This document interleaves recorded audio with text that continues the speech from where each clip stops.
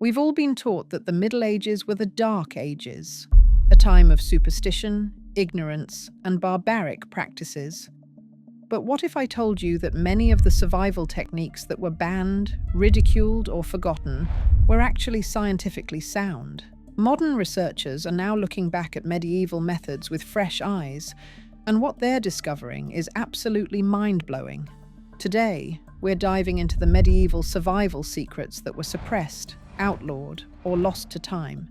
Techniques that scientists now admit were pure genius. Picture this: garlic, onion, wine, and cow bile mixed in a brass vessel and left for 9 days. Sounds like a witch's brew, right? This is Bald's Eye Salve, a 1,000-year-old recipe from a 9th century Anglo-Saxon medical text called Bald's Leech Book. Then, in 2015, microbiologist Dr. Christina Lee and her team at the University of Nottingham decided to actually test it. The results shocked the scientific community.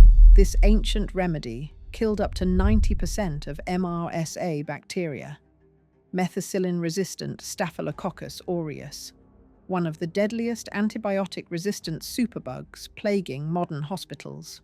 But here's where it gets even more incredible. Further studies in 2020 showed that Bald's Eye Salve destroys bacterial biofilms, those stubborn colonies of bacteria that stick to wounds and medical devices, resisting antibiotics. The remedy works not because of one magic ingredient, but because all components working together create a synergistic antibacterial cocktail. Medieval healers had created a sophisticated antibiotic 1,100 years before Alexander Fleming discovered penicillin. They didn't understand microbiology, but through careful observation and documentation, they developed a treatment that modern science is now studying to combat antibiotic-resistant infections.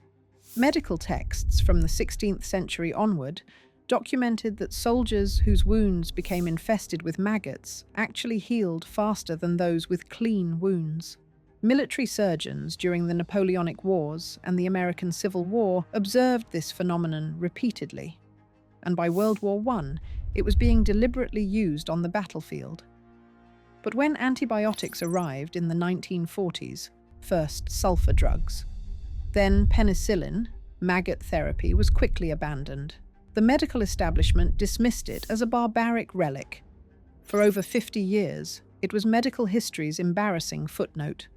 Fast forward to the 21st century, and the FDA has approved maggot therapy as a legitimate medical treatment. Maggots only eat dead, necrotic tissue while leaving healthy tissue untouched. They're nature's surgical scalpels, performing debridement with precision no human hand can match. They also secrete antimicrobial compounds that kill bacteria, including MRSA. Medieval and early modern surgeons didn't understand microbiology, but they recognized results. Modern medicine banned this practice for decades, only to rediscover what battlefield medics had observed for centuries. In medieval monasteries, monks cultivated specific herbs and documented their healing properties in detailed medical texts. Herbs like sage, thyme, and rosemary were prescribed for wound care and infections, practices dismissed during the Age of Reason as superstitious folk medicine. One of the most remarkable medieval figures was Hildegard of Bingen, a 12th century German abbess who wrote extensively about herbal remedies. For centuries, her prescriptions were considered quaint religious folklore. Then, modern scientists tested her claims. A groundbreaking 2012 statistical study analyzed Hildegard's herbal recommendations against modern pharmacological knowledge. The results were stunning. The hypothesis that she achieved her correct medical claims purely by chance was decisively rejected. Her success rate was far beyond random guessing. She had genuine empirical knowledge. Modern laboratory testing confirms what medieval monks observed. These herbs contain powerful antimicrobial compounds. Sage shows activity against both MRSA and MSSA. Thyme contains thymol with proven antibacterial and antifungal properties. Rosemary produces carnosic and rosmarinic acids with antimicrobial effects. Medieval herbalists documented specific preparation methods, dosages, and which conditions responded to which herbs. They observed that fresh sage worked better than dried for certain applications. They noted that thyme preparations needed specific brewing times. This was systematic, a documented medical practice, multi-generational observational studies with carefully recorded results. Medieval physicians routinely cleaned wounds with wine or vinegar, a practice mocked by later medical establishments as ineffective folk medicine. By the 19th century, as chemical antiseptics were developed, wine and vinegar were dismissed as primitive. Modern research has vindicated this practice. Wine contains alcohol and polyphenols with genuine antimicrobial properties. Vinegar contains 4 to 8% acetic acid, which modern studies confirm has powerful antibacterial activity. Acetic acid from vinegar is currently used in modern wound care to treat burn infections. Medieval surgeons documented specific protocols. They preferred aged wine over fresh, and certain vinegars over others.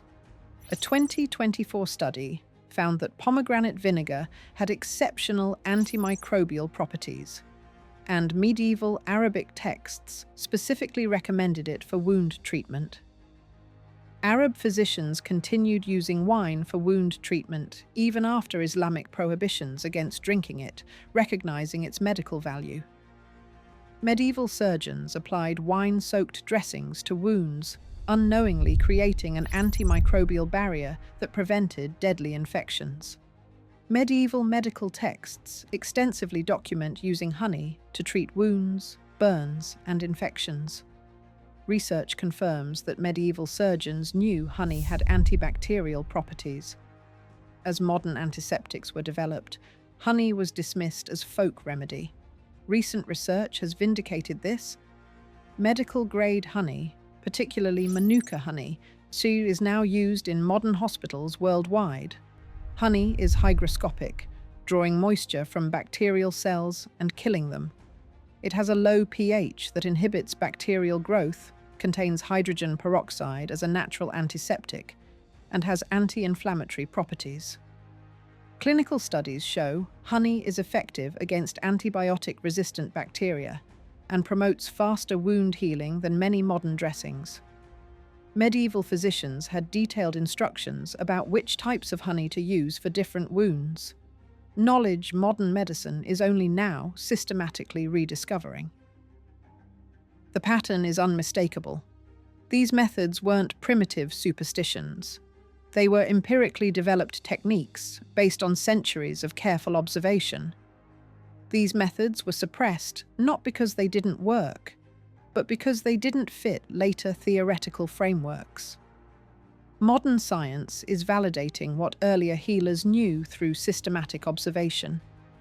Medieval physicians couldn't explain why treatments worked, but they meticulously documented that they worked. They conducted observational clinical trials, comparing outcomes and refining techniques across generations. The real lesson isn't that medieval people were as advanced as us. It's that empirical observation and careful record-keeping can lead to genuine breakthroughs, even without understanding mechanisms. Perhaps the real dark ages were the centuries when we were too arrogant to learn from our ancestors. What other barbaric practices might we be overlooking? Let me know in the comments below.